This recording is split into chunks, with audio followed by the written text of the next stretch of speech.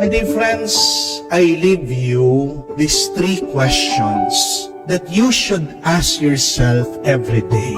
Pagkagising nyo pa lang po sa umaga, tanungin nyo na ang sarili nyo dito sa 3 bagay na ito. Number 1, am I in a state of sin?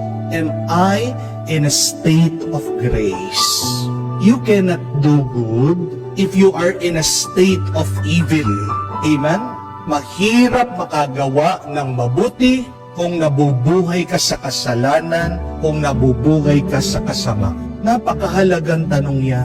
Kung ako ba ay nabubuhay ayon sa kagustuhan ng Diyos, baka naman nabubuhay ka lang ayon sa iyong kagustuhan. Dahil tandaan niyo po, mga kapatid, kahit na anong effort mo, anong pagsisipag mo, kung hindi yan nakaayon sa Diyos, hindi ka magtatagumpay. Anong sabi ng Biblia?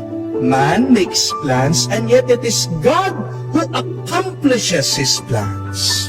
So it is very important to ask, am I in a state of grace? At second question, ask yourself, what is my mission? Ano ba ang layunin ko? Ano ba ang trabaho ko? Ano ba ang dapat kong gawin sa buhay na ito? Mga kapatid, hindi ibig sabihin pag ikaw ay nagsisipag, nagpapagod, magiging matagumpay ka na. Pwede kang magpukpok ng magpukpok, pero wala kang maitatayo. Magpukpok ka ng magpukpok, ano magagawa mo? Maninira ka lang. Pwede kang mag-jogging na mag-jogging, na hindi ka naman lumalayo. Di po ba? So kung gusto natin magtagumpay sa buhay na ito, papunta sa susunod na buhay, napakahalaga. Saan ba ako patungo? Ano ba ang pinapagawa ng Diyos sa akin? Without this mission, you will be lost.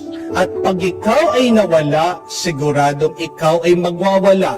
At pag ikaw ay nagwawala, siguradong ikaw ay makakasakit sa iba at masasaktan mo din ang sarili mo. Amen?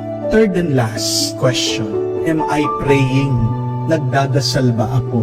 Umagang-umaga pa lang, anong unang hinahanap niyo kung hindi ang cellphone niyo? Di po ba? Buti pa ang cellphone hinahanap. Pero ang Diyos, minsan hindi natin hinahanap, hindi man natin maaalala. Minsan, buti pa ang cellphone hinahanap mo, pero ang iyong mga minamahal, hindi mo man maalaala. Why is it important to pray every day and to pray always? Because remember this, my dear friends, as food is for the stomach, for the body, so is prayer for our soul. Kung ang katawan mo, kailangan mo na pagkain para gumana, para magkaroon ng lakas, ganyan din ang iyong kaluluwa. Kaya nga minsan, kahit na busog tayo, kahit na minsan wala tayong nararamdaman na sakit, pero bakit nararamdaman natin na wala tayong gana? Ito ay marahil hindi mo pinapakain at binubusog ang iyong kaluluwa. Kung iyong katawan kailangan ng lakas galing sa pagkain, kailangan din ng lakas ng iyong kaluluwa at lalakas lang yan sa pamagitan ng panalangin. Madalas pag ang tao may problema, palagi tinatanong ang Diyos, Panginoon, bakit? Bakit naman ako?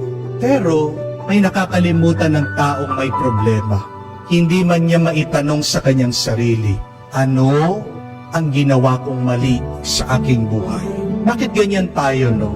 Sinisisi natin lahat sa Diyos, pero hindi man natin masisi ang ating sarili. Kung lang tayo'y magdadasal, hihinto, tatahimik, mananalangin, at tatanungin natin ang ating sarili, ano kaya yung ginawa kong mali? Ano kaya yung magagawa kong mabuti? Ano kaya yung magagawa ko para mapabutin aking kalagayan ngayon? You will receive an answer.